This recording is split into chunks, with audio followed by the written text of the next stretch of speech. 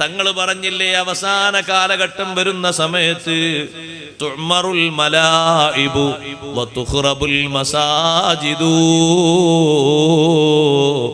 പള്ളിയിൽ സജീവത കുറയും, കളിക്കളങ്ങളിൽ സജീവതയേറും. നമ്മുടെ മലപ്പുറം ജില്ലയിലല്ലേ ഏറ്റവും കൂടുതൽ കളിക്കളങ്ങൾ വന്നത്? ഇസ്ലാമിന്റെ ഈറ്റില്ലവും പോറ്റില്ലവും എന്ന് നമ്മൾ പറയുന്ന, ഏറ്റവും കൂടുതൽ ശുഹദാക്കൾ അന്തിയുറങ്ങുന്ന, ഏറ്റവും കൂടുതൽ സാദാത്തുക്കളുള്ള, ഏറ്റവും വലിയ വലിയ ആലിമീങ്ങൾക്ക് ജന്മം നൽകിയ നമ്മുടെ നാട്ടിലാണ് കളിക്കളങ്ങൾ 24 മണിക്കൂറും സജീവമാകുന്നത്. ലക്ഷങ്ങളല്ലേ ഒരു ദിവസം ചെലവഴിക്കുന്നത്. ആ ലക്ഷങ്ങളുടെ 1% പോലും ഒരു വെള്ളിയാഴ്ച സംഭാവന കൊടുക്കുന്ന പെട്ടിയിൽ വീഴുന്നില്ല. അള്ളാഹുവിന്റെ ദീന് നടത്തുന്നതിന് വേണ്ടി ജുമുഅ നിസ്കാരം കഴിഞ്ഞൊരു പാട്ടപ്പിരിവ് അങ്ങനെ മുന്നോട്ട് പോകുമ്പോ വീഴുന്നതൊരു 10, ഒരു 5, ഒരു 2, ഒരു 1, ഒരു 50, ഒരു 25 പൈസയോ ആണ്.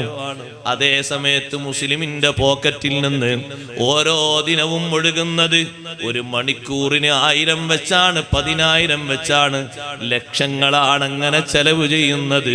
സുബ്ഹാനല്ലാഹ്. പരിപാലിക്കപ്പെടുന്നതൽ മലാഇബു, കളിക്കേന്ദ്രങ്ങൾ പരിപാലിക്കപ്പെടുന്നു. അതിന് ചൊങ്കും ചൊറുക്കും കൂട്ടുന്നു.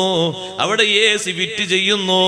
അവിടെ 24 മണിക്കൂറും ചായ കൊടുക്കാൻ ആളുണ്ട്, കാവൽ നിൽക്കാൻ ആളുണ്ട്, ലൈറ്റ് സംവിധാനങ്ങളുണ്ട്, കൊടുക്കാൻ സ്ഥലങ്ങൾ കൊടുക്കാനും ആളുകളുണ്ട്. അതേ സമയത്ത് ആ കാണുന്ന ചെറുപ്പക്കാരുടെ യുവത്വം സുബ്ഹി നിസ്കാരത്തിനൊന്ന് പള്ളിയിലുണ്ടോ? പോകട്ടെ, ഒരു ഇശ ജമാഅത്തിന് പള്ളിയിലുണ്ടോ? ഇത് രണ്ടും ഞാൻ എണ്ണിപ്പറഞ്ഞത് ഡ്യൂട്ടി ഇല്ലാത്ത സമയമല്ലേ. പകലവർ ജോലി സ്ഥലത്തായിരിക്കും, അവിടുന്നോ കിട്ടുന്ന സന്ദർഭങ്ങളിൽ നിസ്കരിച്ചേക്കും. അതേ സമയത്ത് സുബ്ഹിക്കോ ക്ഷീണം മാറുന്നില്ല.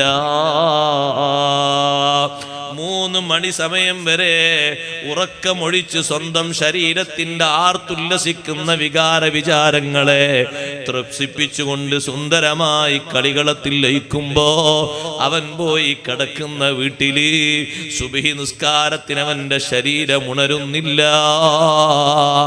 ഉണർത്താൻ ബാപ്പക്ക് കഴിയുന്നില്ല, ഉമ്മക്ക് കഴിയുന്നില്ല.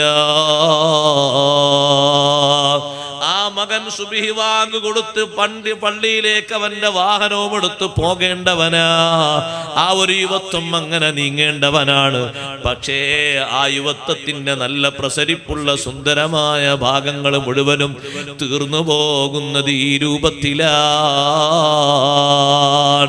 സഹോദരങ്ങളെ, ഇത് നമ്മളെ ഓർമ്മപ്പെടുത്തുന്നത്, പേടിപ്പെടുത്തുന്നൊരു അഭ്യർത്ഥനയാണ്. ഇതൊക്കെ ലോകത്ത് സംഭവിക്കുമ്പോ ഇനി സംഭവിക്കാനുള്ളത് വലിയ വലിയ അടയാളങ്ങൾ മാത്രമാണ്. അതുകൂടി നടന്നാൽ സമാൻ ഇവിടെ കഴിഞ്ഞുപോയി. അഷ്റഫുൽ ഖൽഖ് മുഹമ്മദുർ റസൂലുള്ളാഹി സ്വല്ലല്ലാഹു അലൈഹി വസല്ലം തങ്ങൾ 1400 വർഷം മുമ്പ് നമ്മുടെ നാടിനെ സംബന്ധിച്ചും നാഗരികതകളെ സംബന്ധിച്ചും തങ്ങൾ സംസാരിച്ചു പോയി.